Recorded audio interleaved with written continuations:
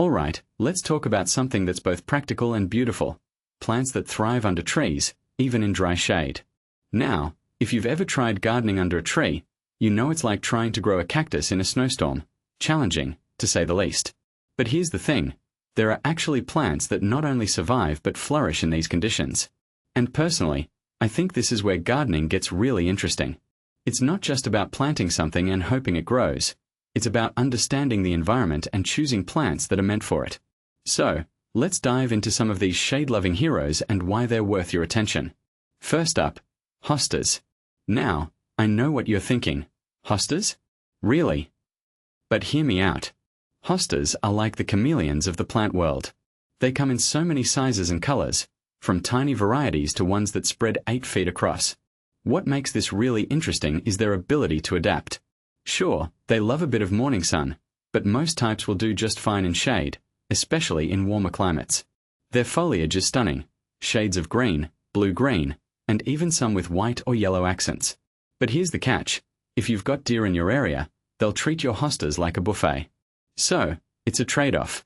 From my perspective, hostas are a great choice if you want a pop of color without too much fuss, but you've got to be mindful of the local wildlife. Next, let's talk about heuchera, or coral bells. These plants are all about the foliage. I mean, their leaves are like little works of art, ruffled, colorful, and ranging from silver to hot pink to lime green. What many people don't realize is that it takes them a few years to really hit their stride. So, patience is key. But once they do, they show stoppers. And here's a detail I find fascinating. Their wispy flowers in spring are pretty, but it's the leaves that steal the show. If you take a step back and think about it, it's a great reminder that sometimes the supporting act is just as important as the star. Now, let's shift to something a bit more unique, brunnera. This plant is like the underdog of the shade garden.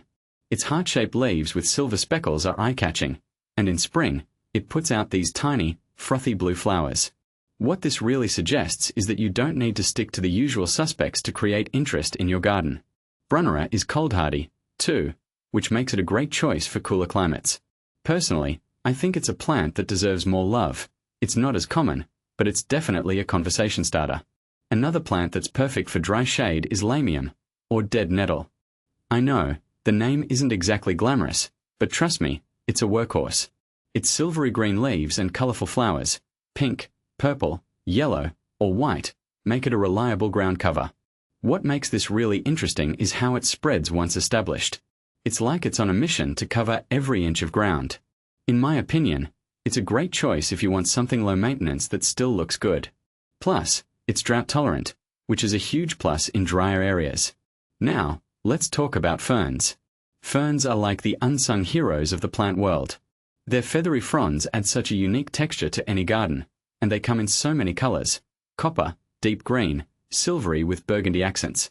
What many people don't realize is how versatile they are. They're not just for shady spots, they can also handle moisture well. From my perspective, ferns are a great way to add depth and interest to your garden without relying on flowers. They're all about texture and movement, which is something I find really captivating. Lastly, let's touch on cranesbill, or perennial geranium. This plant is a powerhouse. It's tough, deer-resistant, and spreads quickly, making it an excellent ground cover. But what really stands out is its scented foliage and bright pink or purple flowers.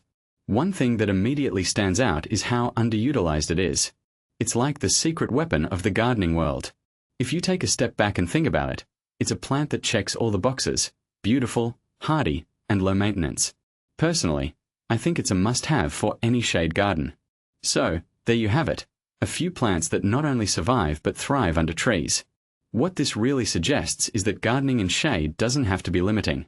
It's an opportunity to get creative and choose plants that are uniquely suited to the environment. In my opinion, that's what makes gardening so rewarding. It's not just about the plants, it's about understanding and working with nature. So, the next time you're looking at that shady spot under your tree, don't see it as a challenge, see it as an opportunity. What do you think? Are there any shade-loving plants you've had success with? Let me know in the comments. I'd love to hear your thoughts.